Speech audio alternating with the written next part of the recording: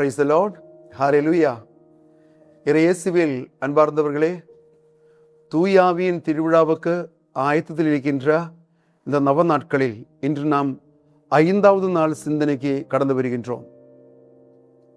தூயாவின் கனிகளை பற்றி நாம் சிந்திக்கும் பொழுது 5வது கனியாக இருக்கின்ற பரிவு என்றும் கனி, ஆங்கிலத்தில் கம்பேஷன், கைண்ட்னஸ் என்றெல்லாம் சொல்லலாம். இந்த பரிவை பற்றி நாம் சிந்திக்க போகிறோம்.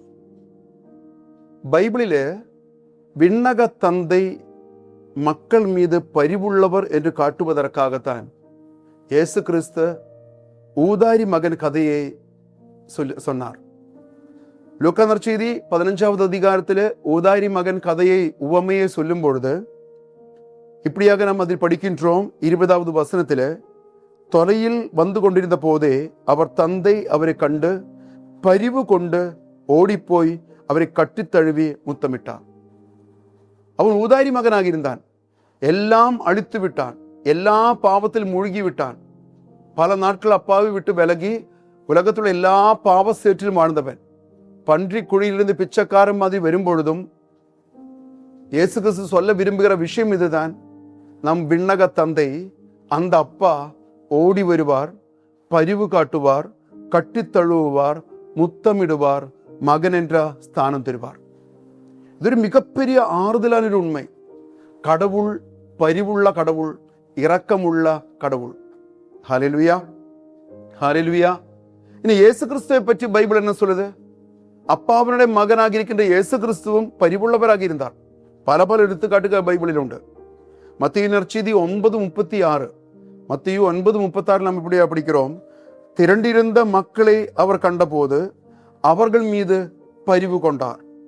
அவர்கள் ஆயரில்லா ஆடுகளைப் போல அலகழிக்கப்பட்டு சோர்ந்து காணப்பட்டார்கள்.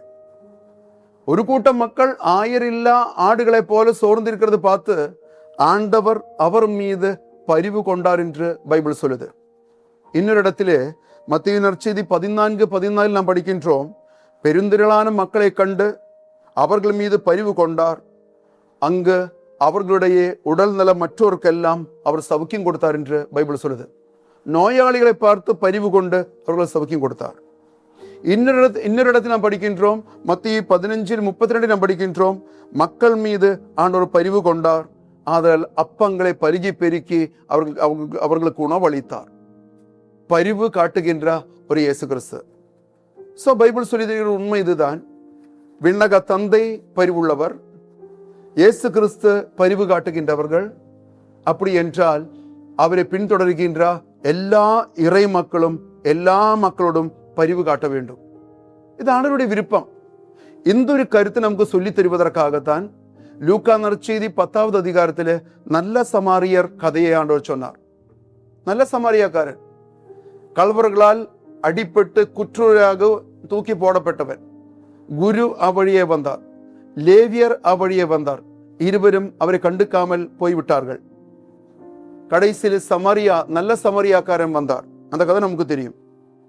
அவரை கண்டபோது அவர் மீது பரிவு கொண்டார். இது எழுதி வைத்த பிறகு ஆண்டவர் கடைசி சொல்லுகிறார், நீங்களும் போய் அவ்வாறே செய்யுங்கள். ஆண்டவருடைய கருத்து இதுதான். உலகத்தில் எத்தனை கோடி மக்கள் இருக்கின்றார்களோ அத்தனை பேரும் நல்ல சமாரியாக்காரர்களாக மாற வேண்டும். பிறர் மீது பரிவு கொள்ளுகின்ற மக்களாக மாற வேண்டும். நிறைய ஜபக்காரர்களும் ஜபக்காரிகள் எல்லாம் உண்டு. ஆனா பிறர் மீது பரிவு காட்டுகின்றவர்கள் அவ்வளவு இல்லை. சமீபத்தில் ஒரு நிகழ்ச்சி நடந்தது. வேலூர் CMC ஆஸ்பத்திரியில ஹஸ்பண்ட் மரணத்தின் தருவாயில் படுத்து கிடக்கிறாங்க. 3 வாரங்கள் மனைவி மட்டும் கூட நின்று பணிவிடை செய்கிறாங்க. கூட பிறந்த 3 அண்ணன் தம்பிகளும் ஒரு தங்கச்சியும், எல்லாம் நல்ல வசதியுள்ள செல்வந்தர்கள் தான். இந்த அம்மாவுக்கு அடிக்கடி மாறி மாறி ஃபோன் பண்ணுவாங்க.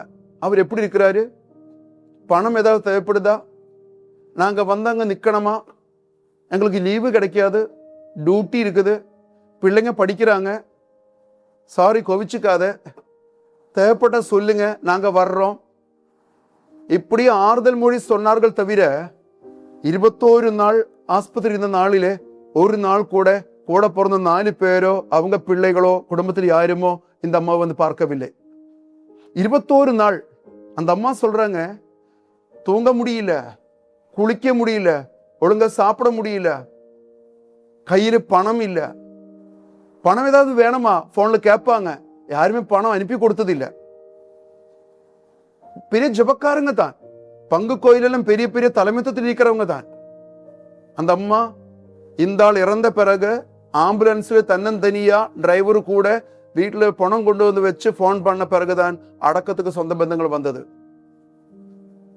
இரக்கம் காட்டாத, பரிவு காட்டாத ஒரு கூட்டம் மக்கள் வளர்ந்து கொண்டிருக்கிற உலகம், சுயநலவாதிகளின் உலகம்.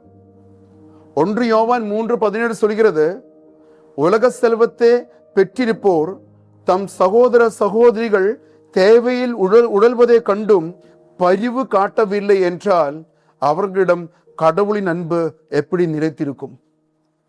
கடவுளுடைய அன்பு எப்படி நிலைத்திருக்கும்? பரிவு காட்ட தெரியாத பணக்காரன்கிட்ட எப்படி கடவுளின் அன்பு நிலைத்திருக்க முடியும்? பணம் உண்டு, படிப்புண்டு, வசதி உண்டு, ஆனால் கொஞ்சம் பரிவு காட்ட தெரியாத ஒரு உலகம் நம் சமூகங்களிலே படர்ந்து கொண்டிருக்கு.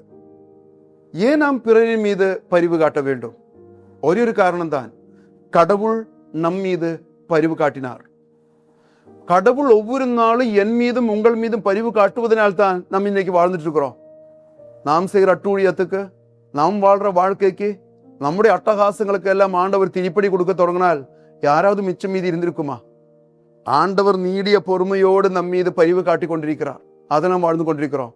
அப்போது ஆண்டவர் சொல்லுகிறார், நான் உங்கள் மீது பரிவு காட்டியது போல நீங்களும் பிறர் மீது பரிவு காட்ட வேண்டும். இதன் காரணம், இதற்கு ஒரு உதாரணமும் பைபிள் சொல்லியிருக்கிறாங்க. மத்தேயு நற்செய்தி 18வது அதிகாரத்திலே அரசனிடமிருந்து 1000 தாலந்து கடன்பட்டவன், 10,000 தாலந்து கடப்பட்டவனே அரசன் கூட்டு கேட்கிறாங்க, உன் கடன் பத்திரம் கொண்டு வா, காசு எங்க இருக்கு? அவன் காலில் விழுந்து மன்னிப்பு கேட்டு கதறி அழும்பொழுது அரசன் ஈவிரக்கப்பட்டு பரிவு காட்டி அவனை விட்டு விடுவார்.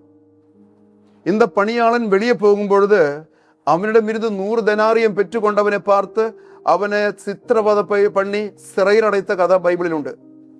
இது கேட்ட உடனே அரசன் மறுபடியும் இந்த 10,000 தாலந்து வாங்கியவனை பார்த்து அவனுக்கு தண்டனை கொடுக்கிற ஒரு நிகழ்ச்சி பைபிளில் உண்டு. இதில் இறுதியில் ஆண்டவர் சொல்லுகிறார், நீங்கள் சகோதர சகோதரிகளை மனமாற மன்னிக்காவிட்டால் விண்ணுலகில் உள்ள விண்ணக தந்தையும் உங்களை மன்னிக்க மாட்டார். உங்களை விண்ணக தந்தை உங்களுக்கு பரிவு காட்டியது போல நீங்களும் பிறருக்கு பரிவு காட்டவில்லை என்றால் ஆண்டவர் நமக்கு பரிவு காட்ட மாட்டார் என்றும் நம்ம அதனுடைய விளக்கங்கள் அறிந்து கொள்ளலாம்.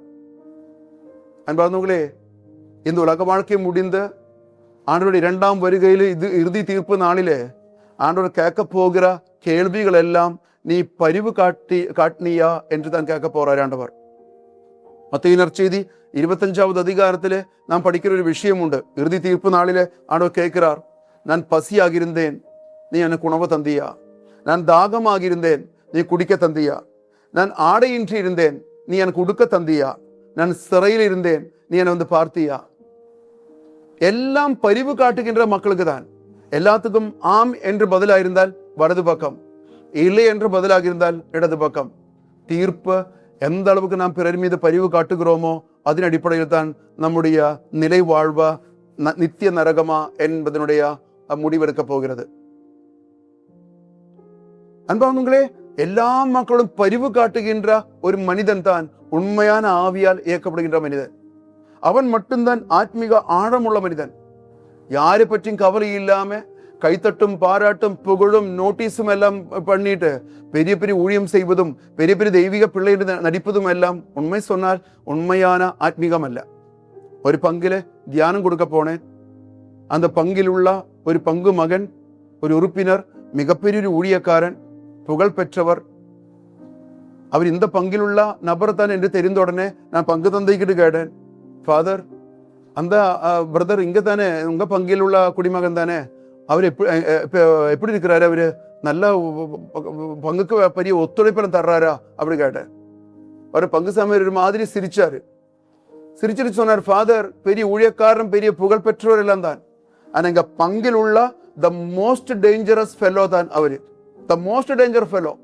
நம்ப கூடாது ஃபாதர், பங்கில் யாருக்குமே அவர் பிடிக்காது, எல்லாம் வெளிவேடம் ஃபாதர். கனி இல்லாத மரம், பைபிள் சொல்லுது, கனி இல்லாத அத்தி மரம். நிறைய இலைகள் உண்டு, கிளைகள் உண்டு, கனி இல்லாத மரம்.